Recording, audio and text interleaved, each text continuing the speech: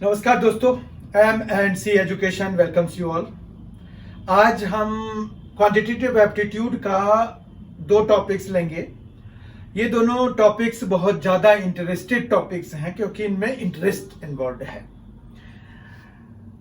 एक है simple interest और दूसरा है कंपाउंड इंटरेस्ट। सिंपल इंटरेस्ट को हम साधारण और कंपाउंड इंटरेस्ट को हम चक्रवृद्धि ब्याज कहते हैं। तो साधारण ब्याज और चक्रवृद्धि ब्याज ये 2 तरह के ब्याज हैं। तो इसमें एक टर्म आ रहा है ब्याज। तो बेसिकली ये ब्याज क्या है ये हमें पता होना चाहिए, इंटरेस्ट क्या है ये हमें पता होना चाहिए। तो ब्याज बेसिकली क्या है? ब्याज है जो किसी ने अगर कोई चीज लिया, कोई मनी लिया, किसी से उधार लिया, तो जो उसका रीपेमेंट करेगा तो वो एग्जैक्टली सेम। दोस्तों की बात अलग है, पर अगर आप बैंक से लेते हैं या कोई महाजन से लेते हैं या किसी ऐसे लोग से लेते हैं जो कि यही काम करते हैं, पैसे देने लेने का काम करते हैं, तो उनको एक निश्चित रकम जो है आपको उस जो आप लेंगे उसके साथ एक निश्चित रकम देनी होती है। तो वो रकम जो है ब्याज कहलाता है। समझ में आ गया होगा। तो ये जो हम 2 चीजें हैं, एक तो यह है कि हम कुछ ले रहे हैं तो उसको हम क्या कहते हैं, और साथ में जो हम दे रहे हैं तो जो हमने लिया था वो भी, और प्लस ब्याज लगा के दे रहे हैं। तो जो हम लेते हैं उसको हम मूलधन कहते हैं, और जो हम प्लस एडिशनल जो हम दे रहे होते हैं उसको हम ब्याज कहते हैं। अब ब्याज 2 तरह का हो जाता है। एक होता है सिंपल और जिसको कि साधारण ब्याज कहते हैं, दूसरा है कंपाउंड जिसको कि चक्रवृद्धि ब्याज कहते हैं। अब दोनों में क्या डिफरेंस है ये भी समझने की जरूरत है। साधारण ब्याज में आपको जो है ब्याज पे ब्याज नहीं लगता है, जबकि कंपाउंड इंटरेस्ट में आपको ब्याज पर भी ब्याज लगता है। मतलब जो अमाउंट आप लेंगे वो उस पर ब्याज लगा, फिर वो ब्याज मिलके आपको जितना बना नया वाला अगले साल के लिए उस पर आपको ब्याज देने की जरूरत होगी। ठीक है, तो इस तरह से हमारे पास क्या होता है, 2 तरह का इंटरेस्ट हो गया। एक सिंपल इंटरेस्ट हो गया और एक कंपाउंड इंटरेस्ट हो गया। सिंपल इंटरेस्ट में चाहे किसी ने 10 साल के लिए कोई चीज लिया हुआ है, उसका वो रेट ऑफ इंटरेस्ट जो है सीधा सीधा कैलकुलेट होगा। मतलब इंटरेस्ट पे इंटरेस्ट नहीं लगेगा, चाहे वो 10 साल के लिए लिया हो चाहे 20 साल के लिए लिया हो। लेकिन अगर कंपाउंड इंटरेस्ट है तो उसका कंपाउंडेशन का समय दिया होता है। ठीक है, तो 2 चीजें हो गई। कंपाउंडेशन का समय दिया होता है कि आपका एनुअल कंपाउंडेशन है या हाफ ईयरली कंपाउंडेशन है या क्वार्टरली कंपाउंडेशन है। ठीक है, तो वो भी हम आज के इस सेशन में देखेंगे। फिर कंपाउंडेशन के चेंज होने से मतलब कब उस ब्याज को उस मूलधन में मिला दिया जा रहा है। जब ब्याज को मूलधन में मिला दिया जाता है तो उसको हम क्या कहते हैं, मिश्र धन कहते हैं। तो मिश्र धन जो है वो कब बनाना है, मतलब जैसे अगर कंपाउंडेशन 1 साल मतलब वार्षिक किया जाता है तो 1 साल के बाद जो है उसमें जितना ब्याज हुआ वो मिला दिया जाता है। फिर अब अगले साल मतलब दूसरे साल के लिए वो मिश्रधन जो है वो मूलधन मतलब प्रिंसिपल का काम करता है। ठीक है, अमाउंट जो है वो प्रिंसिपल का काम करने लग जाता है। फिर तीसरे साल में उसी तरह से 2 साल के बाद जितना बनेगा तो दूसरे साल जो इंटरेस्ट मिलेगा वो फिर से ऐड हो जाएगा। तो इस तरह से चक्रवृद्धि ब्याज में, कंपाउंड इंटरेस्ट में हमेशा इंक्रीज होता रहता है। वो बहुत ज्यादा तरीके मतलब तेजी से इंक्रीज करता है। जबकि सिंपल इंटरेस्ट में जिसको एसआई हम कहते हैं उसमें जो है वो एक फिक्स्ड रेट से बढ़ता जाता है। ठीक है, जैसे अगर किसी ने 1000 रुपया लिया है, 10% का वार्षिक ब्याज है, तो उसको 100 रुपए 1 साल में देने होंगे, दूसरे साल में फिर से 100 रुपए, मतलब दूसरे 2 साल के बाद अगर कोई दे रहा है तो 1200 रुपये वो दे के अपना काम निपटा देगा। तीसरे साल के अंत में अगर वो पे कर रहा है तो 100 और लग जाएगा, मतलब 300 1300 टोटल डाल के उसको क्लियर कर सकता है, लेकिन कंपाउंड इंटरेस्ट में उसको कुछ ज्यादा अमाउंट पे करना पड़ता है। ठीक है, तो यहां पर हमने बहुत सारी चीजें देख ली। उसके बाद हम जो है एक शॉर्टकट भी देखेंगे। जब हमारे पास एक क्वेश्चन आता है, शॉर्टकट क्वेश्चन ये आता है कि आपको ना एक difference between compound interest and simple interest, अभी हमने जिक्र किया कि कंपाउंड इंटरेस्ट ज्यादा होता है किसी स्पेसिफिक पीरियड के लिए, एक साल के लिए तो दोनों सेम होंगे, पर दूसरे साल ऑनवर्ड्स जो होंगे वो कंपाउंड इंटरेस्ट आगे निकल जाता है, तो कंपाउंड इंटरेस्ट ज्यादा हो जाता है, सिंपल इंटरेस्ट कम रहता है। तो कंपाउंड इंटरेस्ट और सिंपल इंटरेस्ट का डिफरेंस अगर 2 साल के लिए दिया हुआ है तो उसका हम रिलेशनशिप देखेंगे, जिससे कि बहुत ही कम समय में आपका आंसर आ जाएगा। तो हम शॉर्टकट मेथड भी देखेंगे सॉल्व करने के लिए। तो सबसे पहले हम देखते हैं सिंपल इंटरेस्ट। सिंपल इंटरेस्ट को हम SI कहते हैं। ठीक है, SI हमारा निकलेगा इसमें। SI के लिए जो फॉर्मूला हम यूज करते हैं वो करते हैं PTR बाय 100। अब बेसिकली यहां पर देखते हैं कि P क्या है, T क्या है, R क्या है। तो यहां पर जो है P हमारा क्या हो गया, वो हो गया प्रिंसिपल। ठीक है, प्रिंसिपल हो गया, प्रिंसिपल हो गया। उसके बाद जो है हमारे पास T क्या होगा, T हो जाता है टाइम। ठीक है, और यहां पर LE लगेगा, यहां पर T टाइम हो गया, और R जो है हमारे पास रेट ऑफ इंटरेस्ट होता है। ठीक है, रेट ऑफ इंटरेस्ट। तो अब सवाल यह है कि आपको जो है यहां पर क्या क्या कितने आइटम्स हो गए, 4 आइटम्स, सिंपल इंटरेस्ट हो गया, P हो गया, T हो गया, R हो गया। इन 4 में अगर 3 आइटम्स दिए होंगे तब आप चौथा 4th आइटम कोई भी निकाल सकते हो। मतलब अगर सिंपल इंटरेस्ट दे देते हैं, प्रिंसिपल दे देते हैं, टाइम दे देते हैं, तो रेट ऑफ इंटरेस्ट आप निकाल पाओगे, या कोई भी। ठीक है, और सिंपल इंटरेस्ट तो सिंपल इंटरेस्ट है ही हमारे पास। ओके, तो हमारे पास ये है। अब जो है सिंपल इंटरेस्ट को जब हम प्रिंसिपल में ऐड करते हैं तो व्हाट वी गेट अमाउंट हम गेट करते हैं। अब यहां पर आपको एक चीज और ध्यान देना है, अमाउंट में क्या हो जाएगा, P प्लस SI या I लिख देते हैं इंटरेस्ट के लिए अगर, तो अमाउंट हमारा क्या हो गया, प्रिंसिपल प्लस इंटरेस्ट हो गया।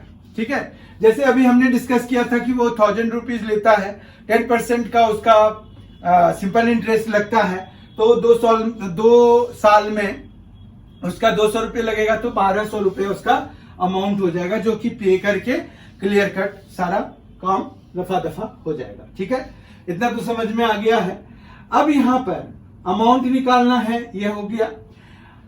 एक चीज बहुत ध्यान से यहां पर रखना है कि कंपाउंडेशन चाहे जैसा सा भी हो, सिंपल इंटरेस्ट के लिए यहां पर कंपाउंडेशन का कोई चक्कर नहीं होता है। पहली बात तो आपको वो कितने साल के लिए ही दिया हुआ है या एक दिन के लिए दिया हुआ है, आपका जो टाइम है वो हमेशा ईयर में ही रखना है, ये चीज आप ध्यान रखिएगा। ठीक है, तो ईयर में रखना है।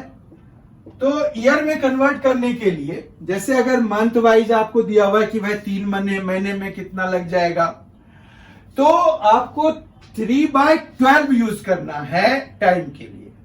और अगर वो कहते कि 15 दिन में कितना लग जाएगा, तो 15/365 हम नॉर्मल ईयर लेंगे, 365 लेंगे। अगर उन्होंने स्पेसिफाई किया हुआ है तब तो अलग बात है, नहीं तो हम जो days, number of days in a year लेंगे वो 365 लेंगे। कहने का ये मतलब है कि जब भी आपको सिंपल इंटरेस्ट से रिलेटेड क्वेश्चन आता है, तो आप जब भी टाइम लेंगे तो वो आपका ईयर में होगा। ठीक बात है, तो ये हमारे पास सिंपल इंटरेस्ट के लिए हो गया। अब हम कंपाउंड इंटरेस्ट की बात करते हैं। कंपाउंड इंटरेस्ट में भी हमारे पास प्रिंसिपल होगा, टाइम होगा, रेट ऑफ इंटरेस्ट होगा, लेकिन वहां एक चीज और इंपॉर्टेंट हो जाता है, वो होता है कि कंपाउंडेशन कब हो रहा है, ईयरली कंपाउंडेशन है या हाफ ईयरली है या क्वार्टरली है या मंथली है। तो उसके हिसाब से हमें 2 जगहों पे एडजस्टमेंट करना पड़ेगा जब हम कंपाउंड इंटरेस्ट की बात करेंगे। उससे पहले और एक चीज जान लीजिए कि जब आप कंपाउंड इंटरेस्ट लगाते हैं, ठीक है, तो कंपाउंड इंटरेस्ट में आपको जो फॉर्मूला है कंपाउंड इंटरेस्ट का, उसमें आपको अमाउंट निकलता है, ठीक है। अमाउंट का फॉर्मूला होता है ये P1 प्लस R/100 और पावर में n। अब यहां पर सारी चीजें हम समझते हैं।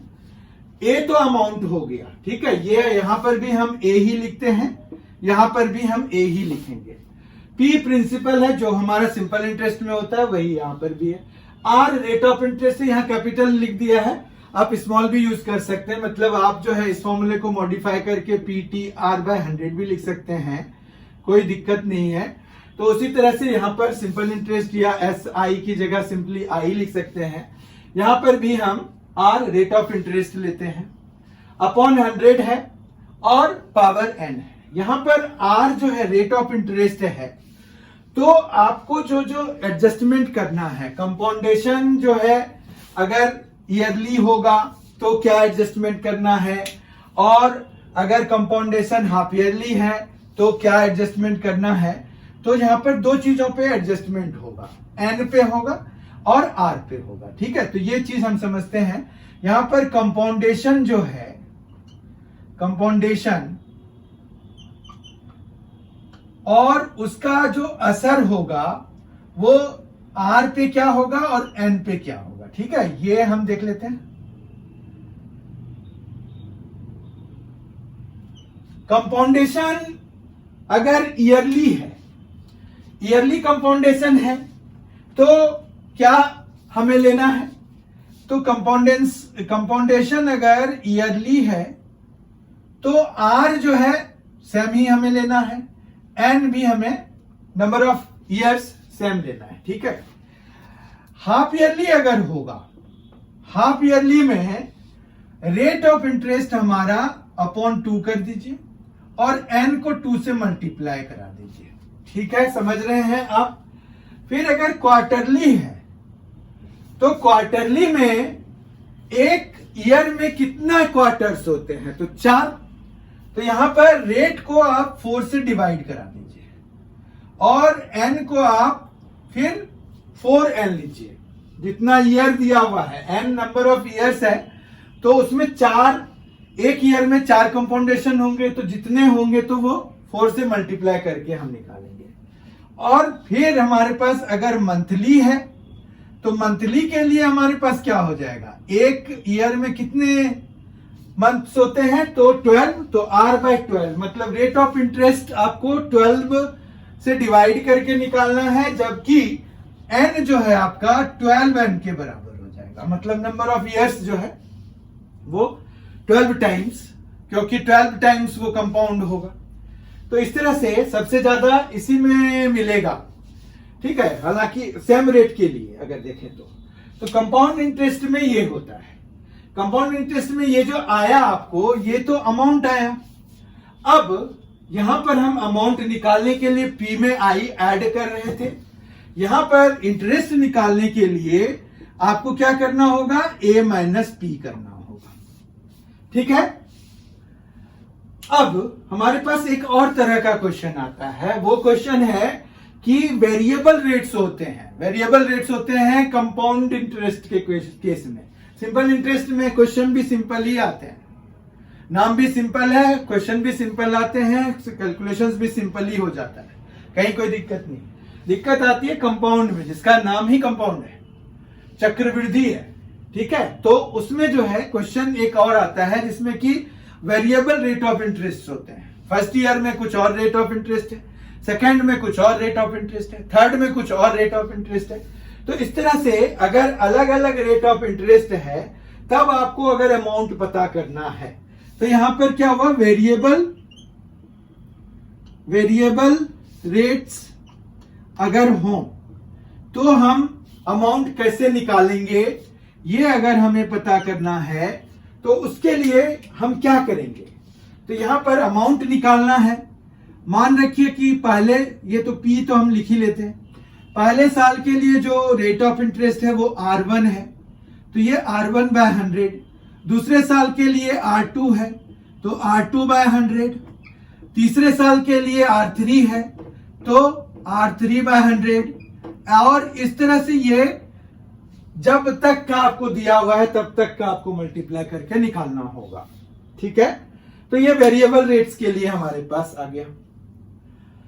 फिर हम अब आ जाते हैं लास्ट सेक्शन पे। लास्ट सेक्शन में मैंने आपको ड्यूरिंग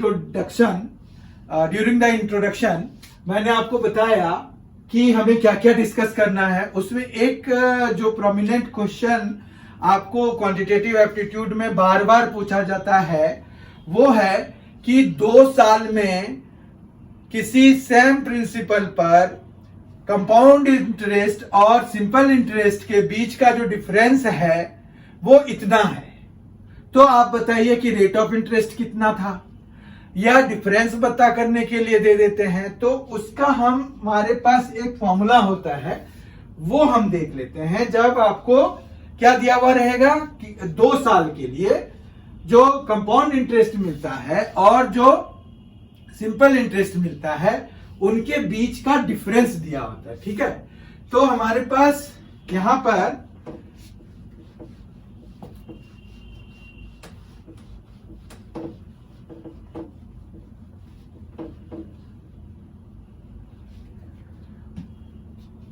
फॉर 2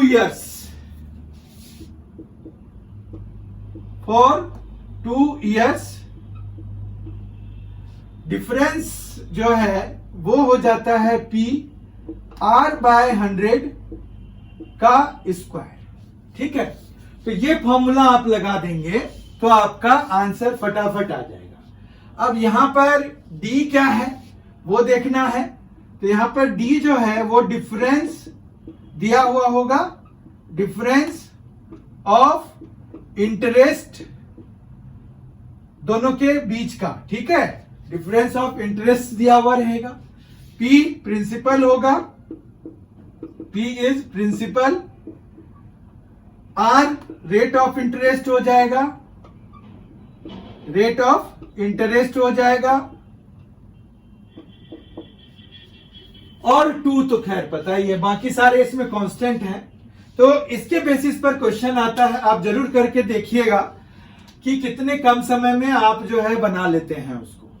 ठीक है, 3 साल के लिए भी फॉर्मूला होता है हमारे पास, पर हम यूजुअली हमारे पास उस तरह के क्वेश्चंस पूछने के चांसेस कम होते हैं, पर वो भी हम जब हायर मैथ्स कर रहे होंगे तो उसमें एडवांस मैथ्स जब करेंगे तो उसमें हम वो सारे टॉपिक्स लेंगे। पर सिंपल के लिए जो पीटी लेवल का जो होता है उसमें आपको 2 साल से ज्यादा का पूछेंगे नहीं।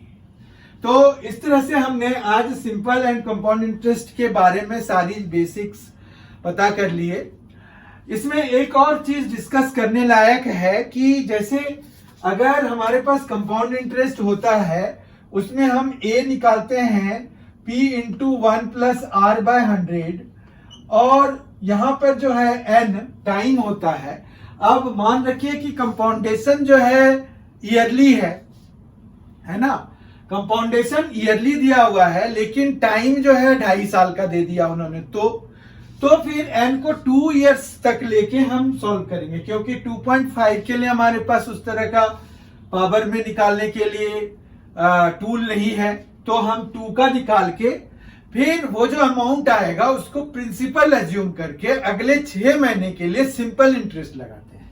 ठीक है, तो मैंने जो बताया वो ये है कि अगर मान रखिए कि यहां पर ये 2.5 इयर्स का है तो आप क्या करेंगे, n इज इक्वल टू 2 के लिए ये वैल्यूज निकाल लेंगे, और फिर वो जो है अगले आधे साल के लिए आप फिर सिंपल इंटरेस्ट निकालेंगे। ठीक है, तो सिंपल इंटरेस्ट जब निकालेंगे तब आपका वो जो इंटरेस्ट आएगा फिर उसको इस वाले अमाउंट में ऐड कराएंगे तो हमें फाइनल अमाउंट पता चलेगा कि कितना देना पड़ेगा। ठीक है, तो ये क्वेश्चंस जब हम डिस्कस करेंगे तो वहां पर हम लेंगे, जरूर लेंगे, और ये आपको पूछे जा सकते हैं, ऐसे रेयर चांसेस हैं, पर जो सब आपको पूछे जा सकते हैं वो हमने डिस्कस कर लिया। सिंपल इंटरेस्ट के क्वेश्चन सिंपल ही पूछे जाते हैं, कंपाउंड इंटरेस्ट में थोड़ा बहुत ट्विस्ट रहता है पर वो भी सिंपल ही होते हैं, और आपको इस तरह के क्वेश्चंस बहुत बार ही पूछे जाते हैं, तो इसको भी हमने डिस्कस कर लिया। आई होप आज के क्लास में आपको सारी चीजें अच्छे से समझ में आ गई होगी। अगर आपको ये वीडियो पसंद आया है तो जरूर लाइक करिए, अपने दोस्तों के साथ इसको स्टडी ग्रुप में शेयर कीजिए, और अभी तक अगर आपने M&C एजुकेशन चैनल को सब्सक्राइब नहीं किया है तो वो कर लीजिए। यहाँ क्वांटिटेटिव एप्टीट्यूड की तैयारी बहुत अच्छे से कराई जाती है, वो आप महसूस कर लेंगे जब थोड़े दिनों तक हमारे साथ रहेंगे। थोड़े दिनों तक हमारे साथ रहिए, आपको अपने आप पता चल जाएगा कि क्या मिल रहा है क्या नहीं मिल रहा। बहुत ही जल्द हमारी मुलाकात इसके अगले वीडियो के साथ होगी। Thank you so much for being with us. Thanks a lot. Enjoy yourself.